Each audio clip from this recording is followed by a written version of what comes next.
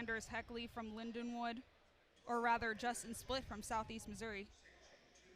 They're both pretty close.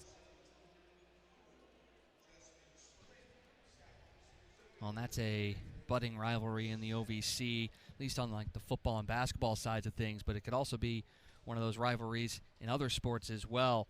So we may see Lindenwood and Southeast Missouri State battling it out here.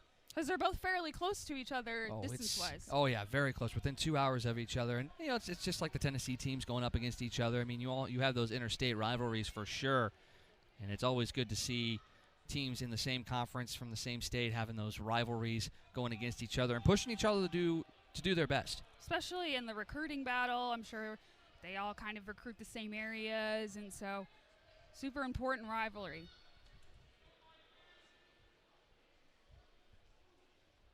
So getting ready for heat number 2 of this men's mile.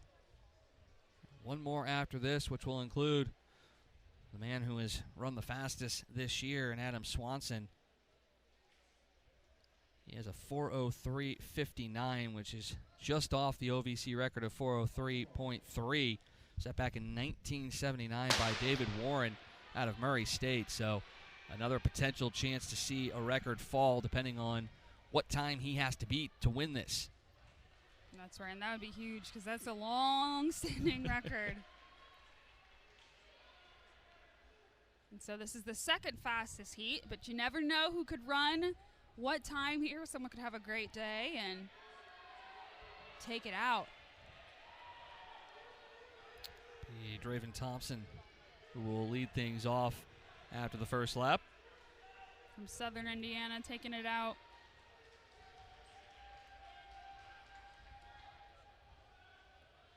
It's always a risk to take it out. You don't know who's going to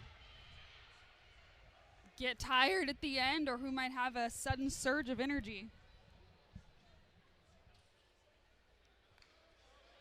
Early on, it's Thompson, followed closely there by Cale Smith. And again, this is all about time, not about positioning, so you want to make sure you come in with a good time. And for a group like Eastern Illinois, it's trying to collect as many points as you can. Same thing for SEMO as well, as they are battling it out for first place in the men's side. That's right. Every point matters.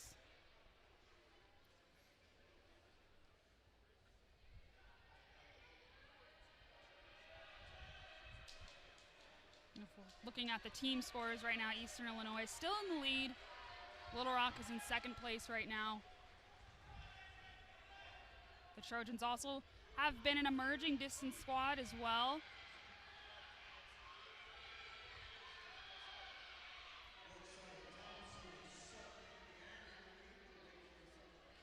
They have a new coach in Brockheim, and if you saw the DMR yesterday, they had a bit of an upset. They won the distance medley relay. Andrew Payton ran that final mile leg and took down the Eastern Illinois Panthers. So I expect, some more distance runners from Little Rock to get a little bit motivated from that. And there's some more of the Trojan distance runners in that fast heat as well. So it should be a fun one. I expect people to challenge Swanson.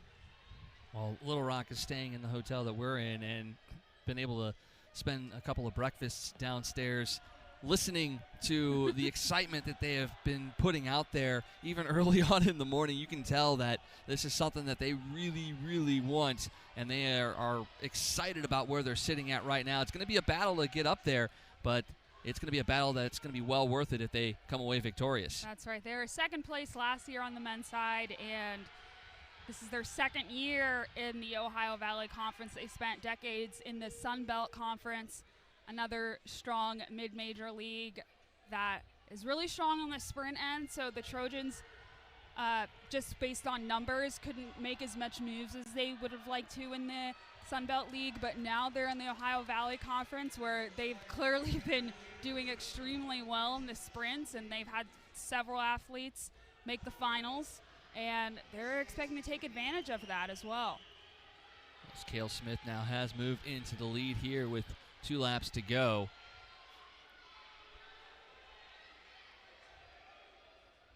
So it's about a 400 to go.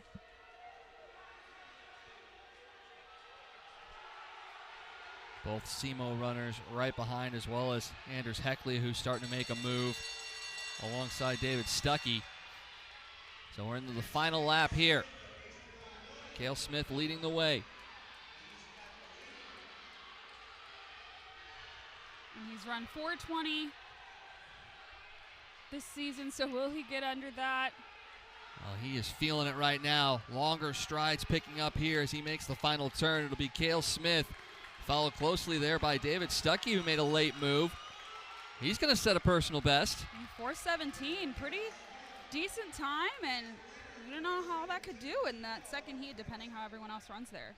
So Smith, Stuckey, Seabaugh, and then Heckley coming in fourth. So very respectable runs there from those four gentlemen.